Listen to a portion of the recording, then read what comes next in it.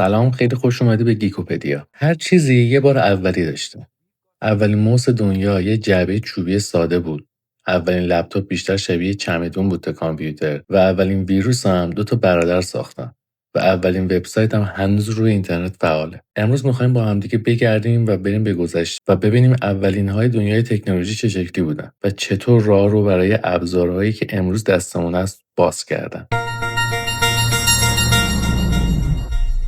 برگردیم به دهه 60 میلادی. اون زمان هنوز کسی نمیدونست کار کردن با کامپیوتر چه شکلیه. کامپیوترها غول‌پیکر بودن و فقط با کارت پانچ و دستورهای پیچیده میشد ازشون استفاده کرد. اینجا بود که داگلاس انگلبرت یه جعبه چوبی کوچیک ساخت با 2 چرخ زیرش و یه دکمه روی بالاش.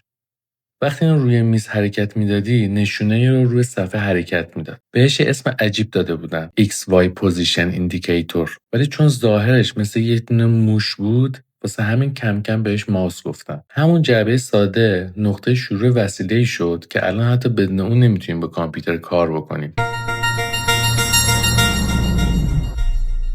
قبل از کیبورد، کامپیوترها رو با کارت پانچ کنترل میکردن.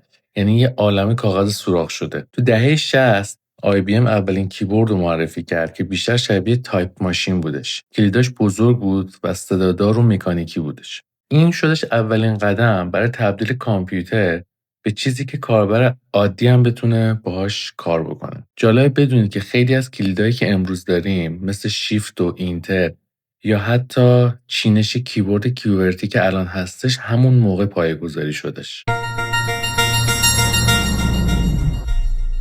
قبل از اولین مانیتور، کاربرا خروجیشون رو روی پرینتر و کاغذ میدیدن. یعنی شما تصور بکن هر بار که یه دستوری میدادی باید منتظر وای میستادی که پرینت بگیره و ببینی که چه خروجی برات داشته. دهه 70 میلادی با اومدن مانیتورهای CRT همه چیز عوض شد. تصویر زنده جلوی چشم کاربر می اومد و میتونست خیلی راحت ببینه که داره چیکار میکنه. کیفیتشون خیلی پایین بود. فقط متنای سبز رو روی زمینه سیاه نشون میداد. ولی همین اتفاق باعث شده بود که کار کردن با کامپیوتر سریعتر بشه و راحت و حتی جذاب.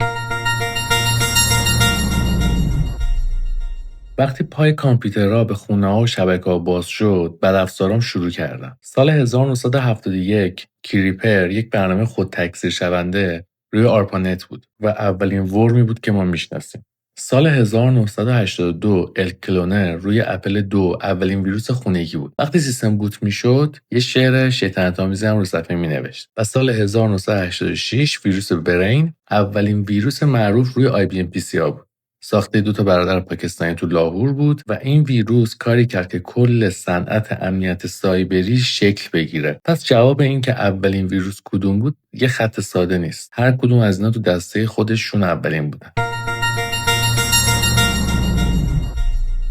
اولین بار سال 1981 کامپیوتری به اسم آزبورن 1 معرفی شد. وزنش 11 کیلو بود و یه صفحه خیلی کوچیک 5 اینچی داشت. قابل حمل بود ولی بیشتر شبیه به یه چمدون سنگین بود. با این حال راه رو واسه لپتاپ‌ها و نوتبوک‌های امروزی باز کرد و اون موقع حتی کسی فکرش هم نمی‌کرد که روزی لپتاپ به یه وسیله روزمره برای کار من و شما تبدیل بشه.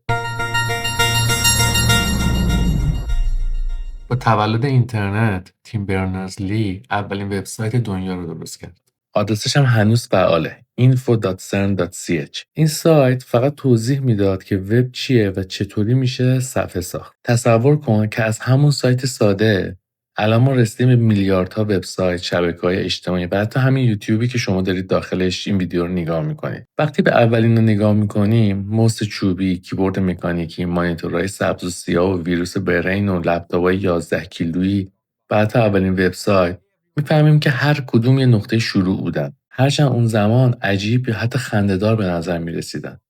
ولی بدون این قدم‌ها دنیای تکنولوژی امروز وجود نداشت. نظر شما چیه؟ برامون بنویسید.